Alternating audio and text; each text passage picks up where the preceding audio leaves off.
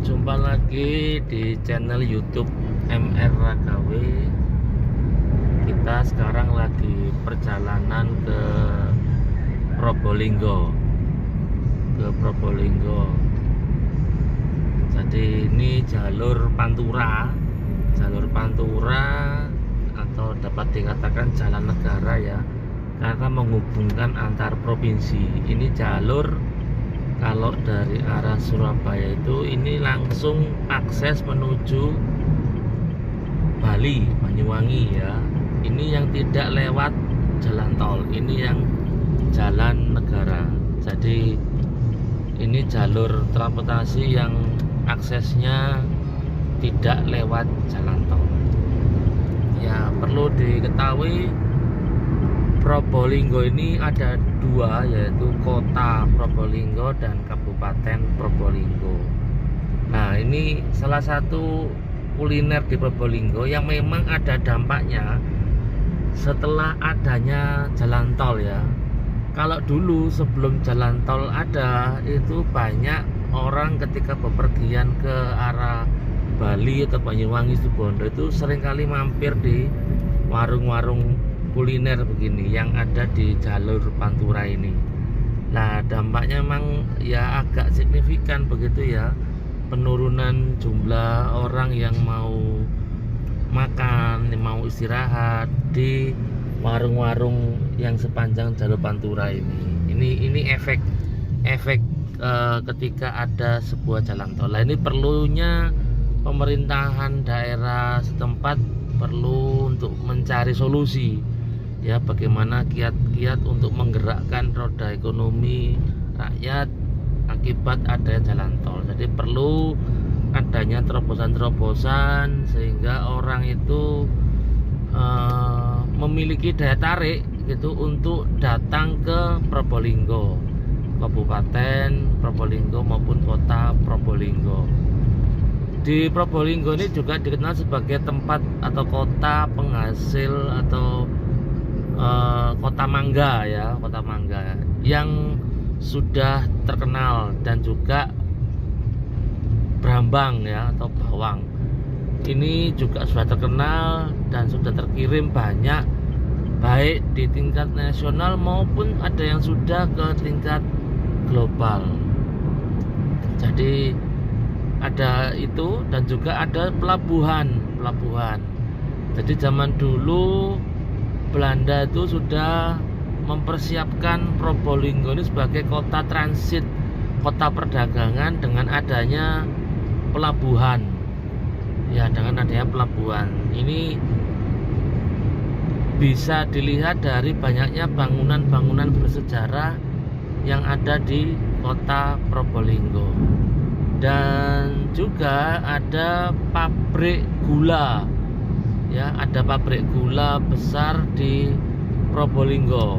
Ini juga menunjukkan bahwa sebenarnya potensi ekonomi pada waktu dulu zaman Belanda sudah terpikirkan ya, jadi sudah dipersiapkan aksesnya oleh Belanda, baik pelabuhan dan juga ada transportasi yang berupa stasiun kereta api. Jadi ada stasiun kereta api yang terletak di kota Probolinggo itu. Jadi bagi waktu itu penggerak ekonomi ada dua hal. Ketika sebuah kota itu ada pelabuhannya, berarti kota itu memiliki akses yang luar biasa. Jadi Belanda sudah mempersiapkan sebagai kota industri, kota transit, kota pelabuhan. Ya, itu sekilas kita kalau bicara tentang kota dan kabupaten Probolinggo. Ya, ini jalur kita ke Pantura, ke Banyuwangi, Bali sudah sangat lebar ya. Sudah sangat lebar. Ini ketika periode pemerintahan yang ada ini sudah memikirkan akses non tol ya, non tol. Jadi di luar jalan tol itu sudah dipikirkan bagaimana supaya akses ini mudah dan tidak berisiko tinggi. Jadi sudah dilebarkan jalannya karena ini akses Jawa Bali yang utama begitu ya.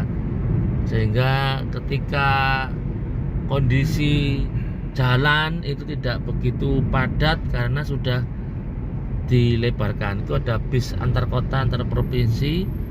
Yang di sini juga ada terminal bis yang menghubungkan antar kota di Jawa Timur maupun di kota-kota lainnya. Nah, ini masuk kita di kota Probolinggo.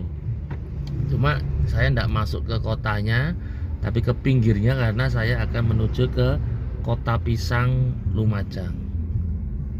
Ya, ini kita berhenti dulu di lampu merah. Kotanya enak, ramah di Probolinggo dan juga bersih, ya, banyak ruang hijaunya juga. Jadi aksesnya juga cukup baik, bersih, tertib, ya, tertata. Ini ada bunga-bunga ketika masuk Probolinggo, ya, lebih nampak rapi begitu di kota Probolinggo ini.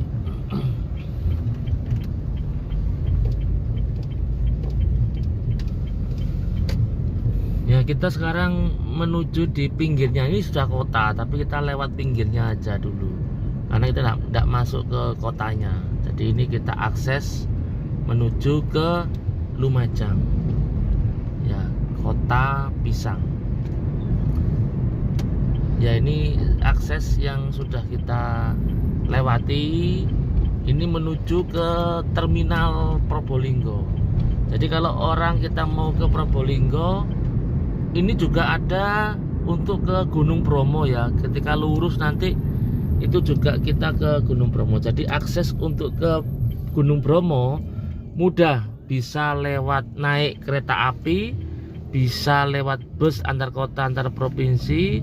Ada terminalnya, ada stasiunnya, ya. Tinggal atur waktu keberangkatannya saja untuk menuju ke Gunung Bromo.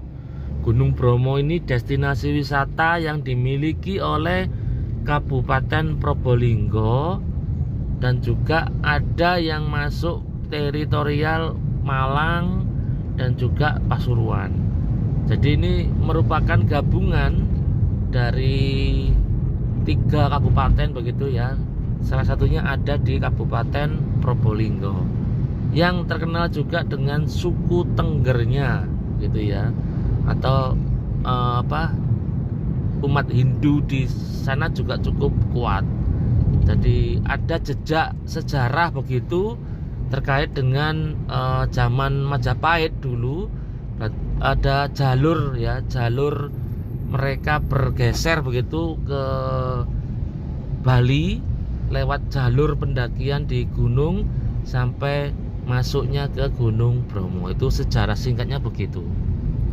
Ya, ini terminal Probolinggo, ya. Jadi aksesnya mudah kalau kita mau ke Gunung Bromo, ya. Di situ juga nanti sudah ada kendaraan yang akan menuju ke Gunung Bromo. Jadi angkutan publik yang sudah ada di terminal situ banyak.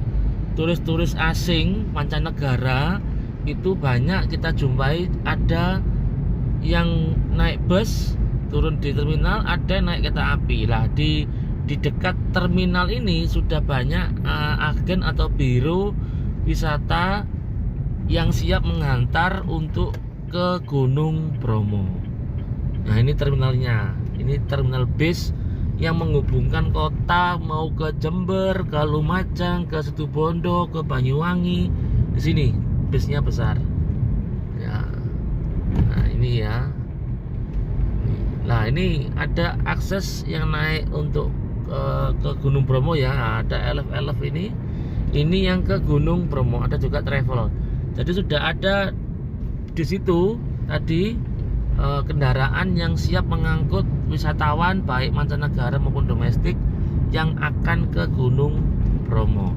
Kalau dari terminal Probolinggo ke Gunung Bromo itu estimasi waktunya kurang lebih sekitar 45 menit sampai 60 menit, ya, untuk menuju ke Gunung Bromo, ya. Jadi kalau mau naik ke Gunung Bromo bisa dipersiapkan belanja-belanja ringan, tercambil atau apa, bisa di kota sini ya, di supermarket sini, atau di sana juga ada. Jadi bekal minum atau apa, snack bisa dipersiapkan dari sini di dekat tadi terminal Probolinggo, atau yang di dekat akses yang di sana juga ada tersedia.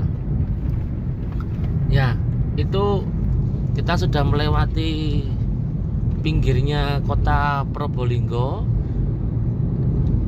Di Probolinggo dulu juga ada pabrik kertas terbesar ya, milik BUMN. Tapi sekarang sudah tutup ya, karena ada beberapa defisit anggaran, sehingga pabrik kertas yang milik pemerintah BUMN ini tutup, yaitu pabrik kertas Leces. Dan sekarang masih berupa lahan yang belum tergunakan atau belum terpakai untuk perubahan fungsi dari pabrik kertas Leces ke pabrik atau yang lain ya. Ini masih tutup. Ya, itu sedikit info yang bisa kami sampaikan. Kondisi jalan di hari ini lancar jalannya, meskipun tidak lewat jalan tol, tapi akses lancar ya. Ya kalau seperti ini ya, ini hanya sebentar saja, berikutnya lancar ya, karena kita tidak lewat jalan tol dan tidak ada hal-hal yang terlalu berat jalannya, jadi lancar-lancar saja dan mulus jalannya, meskipun ada sedikit-sedikit yang bergelombang. Jadi buat para wisatawan atau para pemudik atau para pejalan yang sedang berjalan untuk menuju ke antar kota, khususnya ke Jember atau ke Lumajang, sangat disarankan juga bisa tidak lewat jalan tol tapi lewat jalan biasa ini. Aksesnya sangat baik, mudah, lebar, dan tidak terlalu rusak parah jalannya. Demikian, salam sukses selalu buat yang sudah menonton ini. Jangan lupa subscribe, like, dan share dan komentar video ini. Salam sukses.